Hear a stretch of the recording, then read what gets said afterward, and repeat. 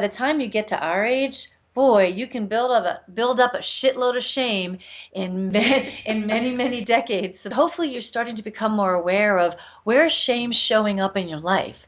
How is it stopping you from forward movement for career, for health, for wealth, for relationships, all across the board? Did you push record?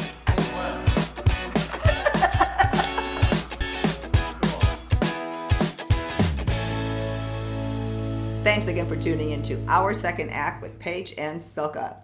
For your second act of life. Hey, Silka. Hi, Paige.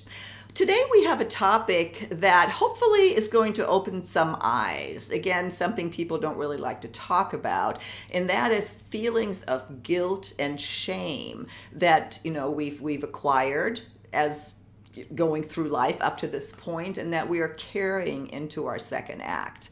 I mean, we've done some recent videos on sexual shame specifically.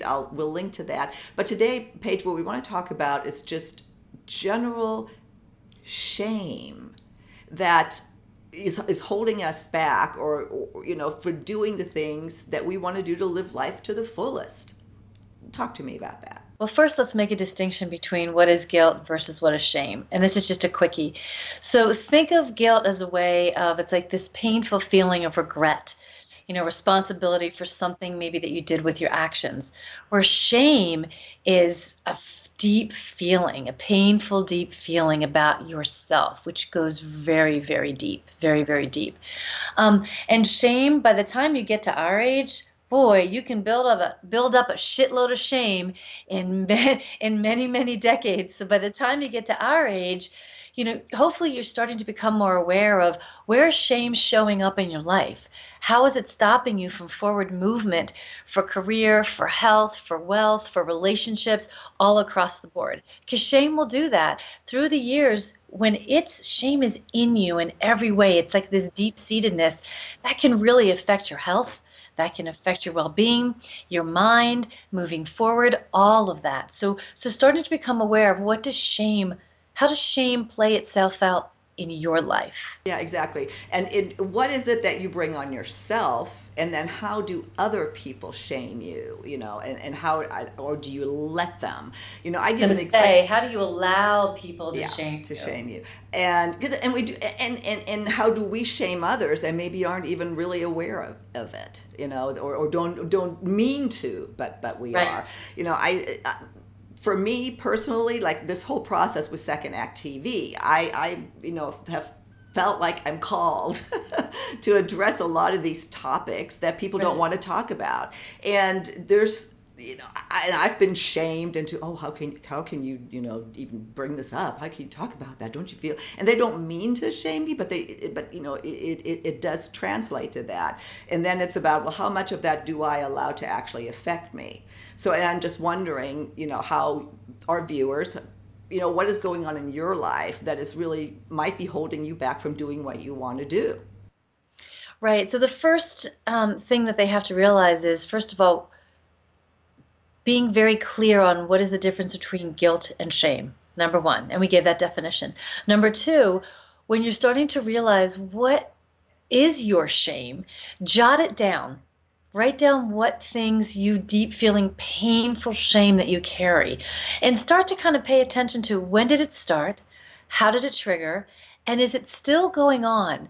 Number three, are you keeping people around you that are perpetuating that shame, or you're allowing them to do that? And number four, are you ready to get rid of the shame? Are you ready to get rid of the shame? If you are, then step forward and do number five, meet with a therapist. Healer, combination of digging through it, figuring out, and then finally saying, I don't need this anymore. This doesn't do anything for my highest good. Does that make sense? Absolutely. Are there like main categories of shame that tend to trend, especially among people, over 50? Well, in the work that I do, what I've seen through the years is there's many different forms of shame, and we're not going to be able to cover all of them right now, but I'll just put a few out there. There's sexual shame, whether it's from abuse, assault, rape, or there's sexual shame, maybe when a husband can't seem to get an erection anymore.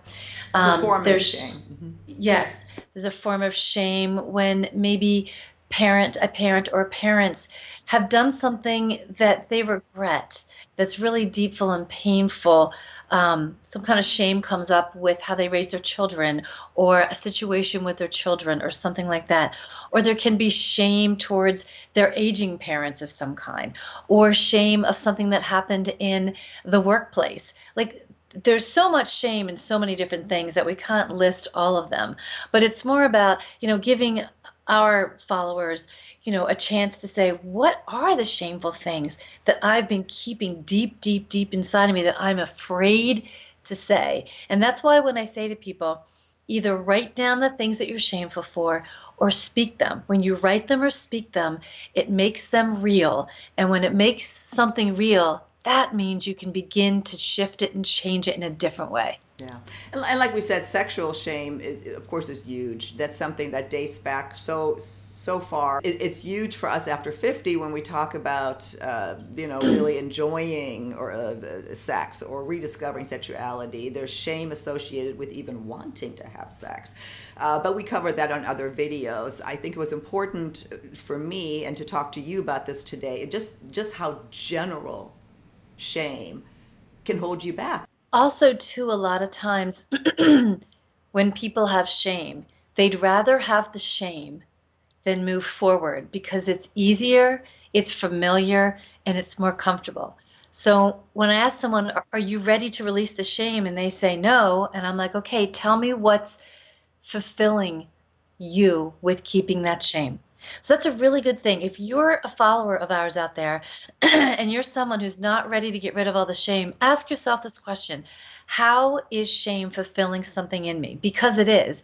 And it's okay if it is, because that's the first step of saying, boy, what's it fulfilling? What am I afraid of? And then you can go from that point. Paige, well, as usual, we're coming to the end of our segment. You've made some great points. Anything else that sticks out?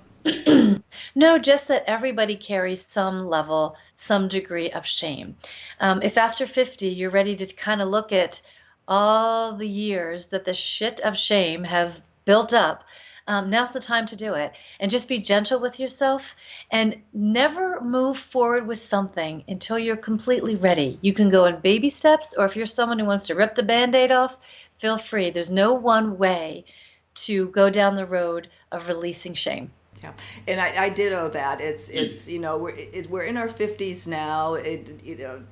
As we said before, there isn't that much time left. It's getting less and less, and it's time to deal with shame if that's what's holding you back. Paige, we'll see you on another episode of Our Second Act with Paige and Silka.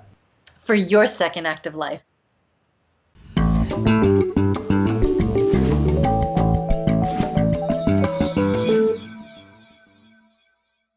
So glad you were able to join us today. I hope you found this information helpful. If you haven't already done so, please be sure to subscribe to our channel. Button's right over here. And for more information about living your life to the fullest after 50, please visit our website, secondact.tv. Thank you.